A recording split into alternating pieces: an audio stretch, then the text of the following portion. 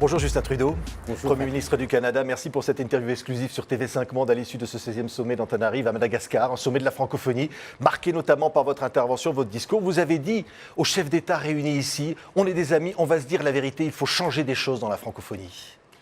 C'est-à-dire la francophonie se rassemble autour de l'amour du français, évidemment, mais aussi de valeurs communes, de droits humains, de société de droit, de démocratie. Et ça veut dire qu'il faut se mettre au défi de bien reconnaître tous les droits humains. Et j'ai souligné que les droits des femmes n'étaient pas assez respectés dans plusieurs pays, le droit des communautés gays et lesbiennes, pas assez respecté dans bien des pays. Et ça a été très bien accepté. C'était accepté, même si des pays, par exemple, comme le Sénégal, disent on veut vivre à notre rythme, on ne veut pas d'intervention extérieure, par exemple sur la question des homosexuels.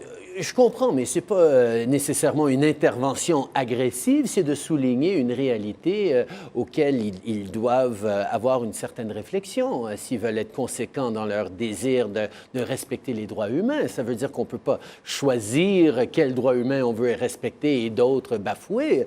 Il faut...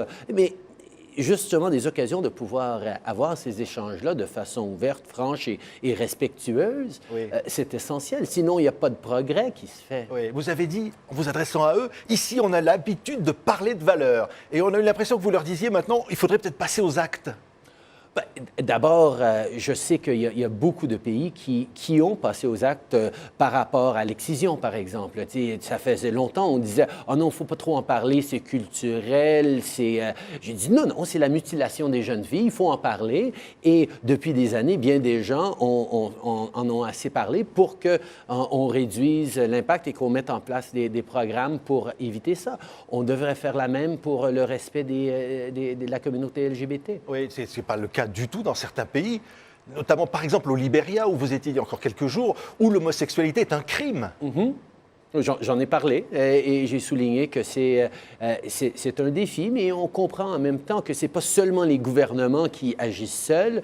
Il y a énormément d'influences culturelles, religieuses, de différents groupes plus conservatrices de nature.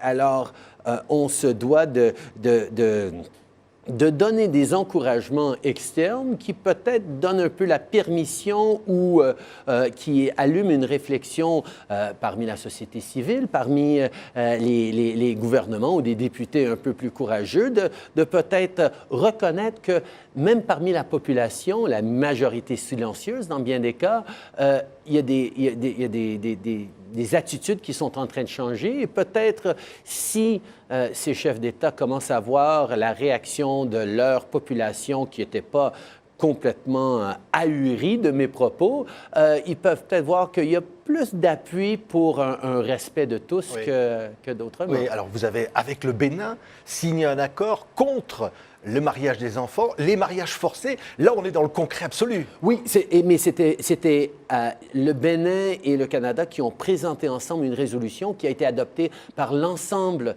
de la francophonie. Alors, c'est maintenant une valeur, un principe de la francophonie que nous allons travailler ensemble pour réduire les mariages forcés. Oui, et l'Arabie saoudite, qui voulait rentrer dans la francophonie, vous dites très clairement, elle ne respectait pas ces valeurs-là.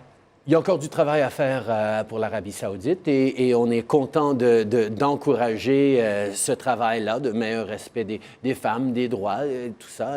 La francophonie est fière d'être un organisme ouvert qui accueille bien des gens qui n'ont peut-être pas des liens évidente et immédiate à cette langue française, mais qui respecte et qui aspire à faire partie de ce beau rassemblement de cultures et de langues. Alors, oui, on a tout simplement dit il y a plus de travail à faire pour voir si l'Arabie saoudite peut se joindre à nous. Monsieur le Premier ministre, vous dites, partout où je vais dans le monde, je défends la question des valeurs, des droits de l'homme.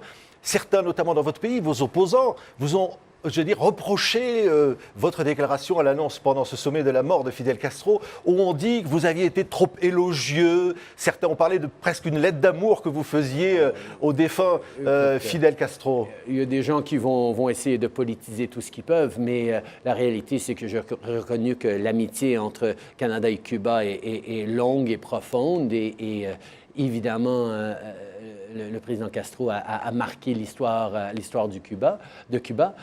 Mais j'ai été là la semaine passée et j'ai parlé au président Raúl Castro et je lui ai parlé de droits humains, du respect des droits humains. Alors moi, j'en parle régulièrement et je le fais dans le respect et dans la politesse, mais tout à fait fermement.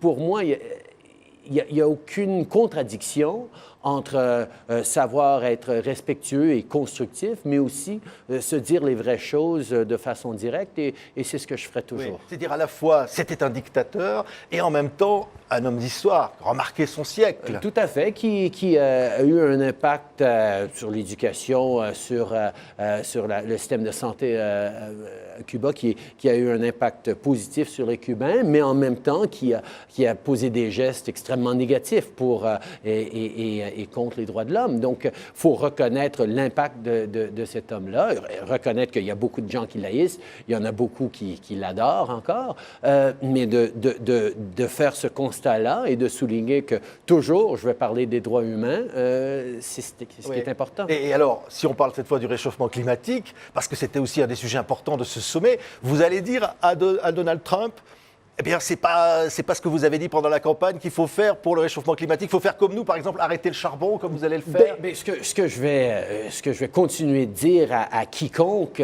m'en parle, d'abord, je parle de la science qui est claire et irréfutable, mais aussi je parle, pour ceux qui sont un peu plus sceptiques, des avantages économiques d'agir, que ce soit de créer des énergies renouvelables, que ce soit des nouveaux emplois dans les technologies avancées, de meilleure efficacité. On a un tournant vert qui s'en vient sur notre planète et il faut être enthousiaste. Il faut une taxe carbone, par exemple. Ça, il faut mettre un prix sur la pollution, c'est certain, c'est évident. Et ça va nous amener un virage vers une économie plus propre qui va être à l'avantage des Canadiens et des citoyens du monde. J'allais presque dire, on a l'impression que le Canada est de retour sur la communauté internationale, et notamment en Afrique. Vous parlez de votre première visite au Libéria. On parle du soutien aux missions de la paix que vous allez décider pour le maintien de la paix avec l'ONU, mais aussi des missions indépendantes. Qu'est-ce que vous allez faire pour l'Afrique aujourd'hui?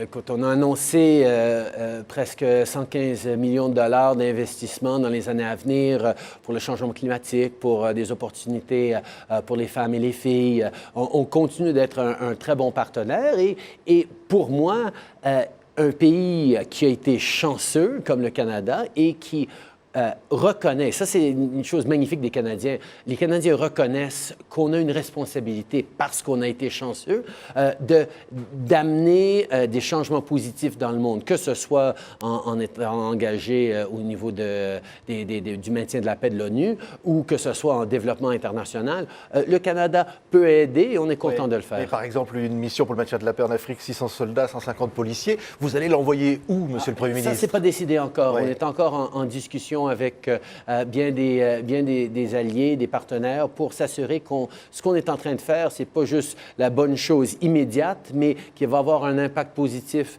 long terme pour la région. Oui, c'est l'aide au développement aussi pour l'Afrique. C'est compris. Là. Oui. Concrètement?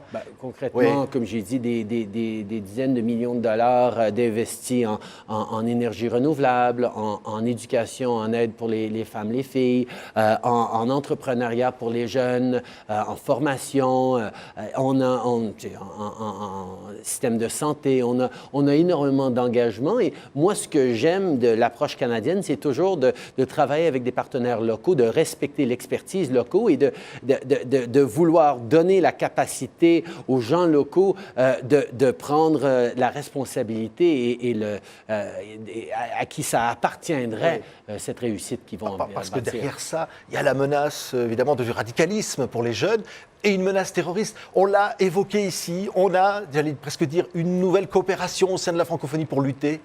Tout à fait. On reconnaît que c'est une réalité qui sort souvent quand des jeunes, surtout, se retrouvent marginalisés, exclus des opportunités économiques ou même en société, la misère peut amener certains sur des mauvais chemins. Et le plus on fait pour investir en eux, les valoriser, leur donner les opportunités de réussir, le plus qu'on montre qu'on embrasse la diversité, qu'on est ouvert à la diversité à l'intérieur de nos sociétés, qu'on accepte les différentes perspectives, le mieux on est positionné pour contrer cette radicalisation. Oui, ce sont les valeurs et on y revient. C'est important, on parlait de l'Arabie Saoudite, par exemple, qu'un blogueur dont la famille est au Québec se retrouve condamné à 1000 coups de fouet. Oui. Est-ce que ça, j'allais dire, sur un événement comme celui-là, on peut faire plier un pays? Écoutez, on exprime régulièrement notre désapprobation et ça a un impact sur les décisions politiques, le partenariat économique, l'adhésion aux organismes internationaux. Oui, tout est en train de... tout doit se jouer dans le respect, mais d'une fermeté claire. Les Canadiens s'attendent à ce que je sois là pour leurs intérêts économiques, oui, mais aussi que je sois là pour exprimer haut et fort les valeurs qui nous définissent, des valeurs d'ouverture, de respect, de compassion et de justice. Oui, aller toujours plus loin. Hein, Monsieur le Premier ministre, vous avez impulsé un style souligné d'ailleurs en France, nous venons de France, et souligné par votre jeunesse, peut-être par votre parcours. Est-ce que ça, vous en avez conscience? Écoutez, si je peux encourager d'autres à chercher à rassembler plutôt qu'à diviser, à mettre l'emphase sur les jeunes et ce qu'ils ont à dire, leur frustration, mais aussi leur potentiel, et de reconnaître que oui, on fait face à des défis énormes, mais on a la capacité de les résoudre si on s'y prend de façon intelligente et rigoureuse. C'est une façon différente de faire de la politique, peut-être par rapport à une politique politicienne, quelque chose qui... Je ne sais pas. Je pense qu'il y a différentes façons d'aller chercher les gens. Moi, j'ai toujours voulu respecter leur intelligence et comprendre que les gens vont toujours préférer se rassembler que se diviser, mais s'il n'y a pas d'autre alternative, ils vont se laisser diviser. Moi, ce que je voulais, c'est de donner une alternative positive et les Canadiens ont répondu il y a un an. Oui, on est ici dans un sommet de la francophonie parce qu'il y a aussi évidemment derrière ça les mots de la langue française que vous, évidemment, défendez. Il y a Léonard Cohen qui nous a quittés il y a peu de temps.